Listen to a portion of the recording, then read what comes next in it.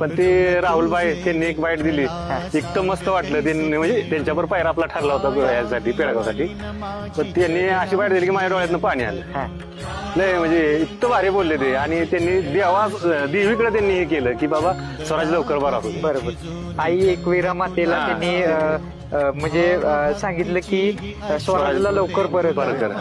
कारण एक प्रकारे पारावून मन गेलं माझं ते ऐकलं की, मी बाईट ऐकली की मला असं म्हणजे डोळ्यातनं पाणीच काय सांगायचं बोलायला. इमोशनल. दादा, ही जोडी आम्हाला भविष्यामध्ये केव्हा पाहायला मिळेल, मथुर आणि स्वराज 855?